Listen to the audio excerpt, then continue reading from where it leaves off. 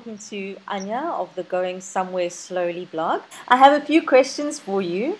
The first one being, please can you just sort of give us a background into what kind of a traveler you are and what it is exactly that you do? Okay, so obviously the blog is going somewhere slowly, so I am going somewhere slowly. I never know where, but I'm not going nowhere, I'm going somewhere.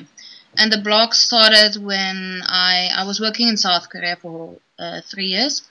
And then I left South Korea, bought a bicycle, and I cycled in Indonesia for 2 months. So that's when the blog started. So it was not just bicycle related in the beginning, but that was the main idea. I never thought that I would be a blogger, but it was basically a thing to tell my parents, hey, I'm still alive. So I'm doing lots of things. I'm always on the go and I'm always finding these weird adventures, or they find me. And when did you start to travel? Was it your South Korea trip?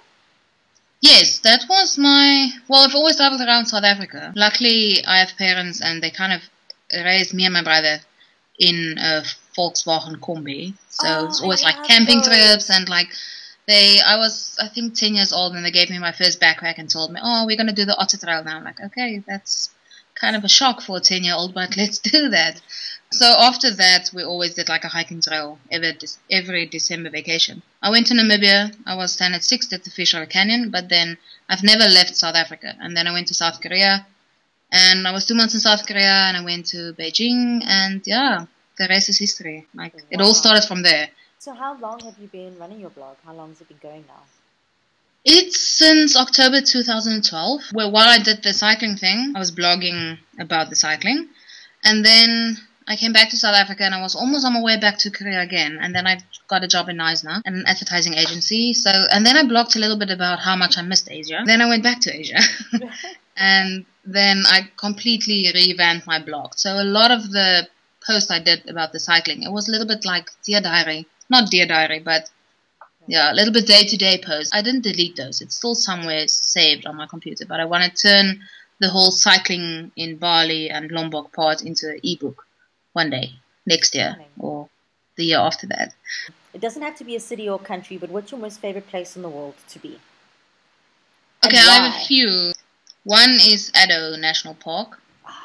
The other one is in Nepal. The whole like Gorapani. I did the Gorapani Poon Hill trek in Nepal. Oh my God. And you get these amazing views of, I don't know how you pronounce it, it's like Machu or something. In English, they just call it the fishtail. That's now on my bucket list as well. That's one of my top destinations. That was the best experience ever. And any fear with when it comes to your writing and your blogging? Have you ever been scared? Oh yes, about all your the work? time, like every single day. I don't always share my blog posts on my personal Facebook page. I would rather have strangers reading my blog than people I know. Yeah. Really?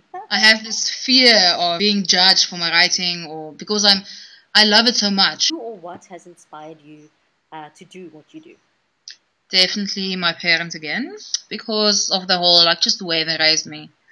And, you know, I mean, they gave me a backpack. I was 10 years old and told me, let's go hiking. So, yeah, they've always been an inspiration. Have you faced any challenges on your journey? And if you have, can you name 3 of them? How did you deal with those challenges? Okay, yeah, the writing thing is one thing. The whole thing about learning to trust the process, the time, and the universe. Because I'm always, not always, in the beginning I was like, you know, I want things to go like this. And if it goes like this, it's like, you know, everything is, what, where are we going now? Just going and not planning every single little detail. That was kind of a challenge for me. And also just the whole time thing. Things take time. You can't rush anything. You can't push things, because if you will push something, something will happen and will not always be, it might not be the right thing for you.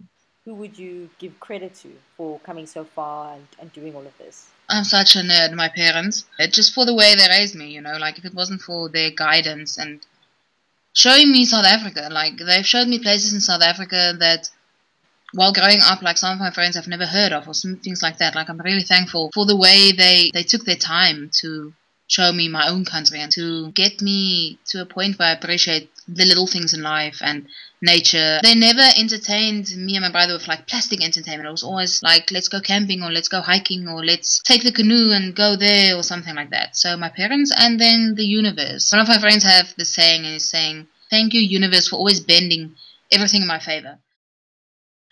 And that saying is like so completely in line with what's happening in my life last year and the year before that. Like, it's just the way things just came together. It's insane. Believe totally and 100% what you put out there, you're going to attract back to yourself. Definitely. The whole law of attraction thing, I'm all for. What future projects do you have for this year? If it's classified, you can say classified. It's not classified. It's like I might go back to university. And the other thing I'm kind of still waiting on. Okay. Anyway, next question. Next question. So, what advice or words of encouragement do you have for anybody who would like to do what you do? To be patient. To be human and just be a nice human, you know, share things, and like the whole idea behind what you're doing now. Just help people. If you can help people, just help people. Like, stop seeing everyone as competition. Don't do it. If you don't have a passion, don't do it. A lot of people want to get into, you can't get into it, but they want to get into travel blogging because they think they're gonna make money and they're gonna see the world while making money. There are people doing that. That's beautiful, good for them. But it's only a handful. I think what their followers and their audience don't see is that they still sometimes they have a job. You know, they make blogs or they do social media accounts or something. They still do something. Some of them are really lucky and they just go and they make money and they work damn hard, you know, like blogging or vlogging. But if you don't have a passion, it's not going to work. If you have the passion for it, like, everything will just come together. If you have passion for it and you love what you do, then it's a win-win. Where can people find you on social media? Facebook is facebook.com/going somewhere slowly / And then Twitter, it's at Anje Rautenbach. And then Instagram is going_somewhere_slowly. Snapchat is Anja_GSS. Oh, I don't even know what's my YouTube. It's your first name and your last name. And then your website is www.goingsomewhereslowly.com. So thank you so much for your time today, Anja. I really appreciate it. Thank you for what you are doing. We also need more people like you. I think it's really important that the blogging community just support each other, and the little things you do, like the retweets and the shares and everything, you know, it's good. Paying it forward, sister. Paying it forward. Yes, definitely. Like, we need them. You need to have a blogging family. But I've appreciated your time today. And thank you. I say cheerio from Cape Town.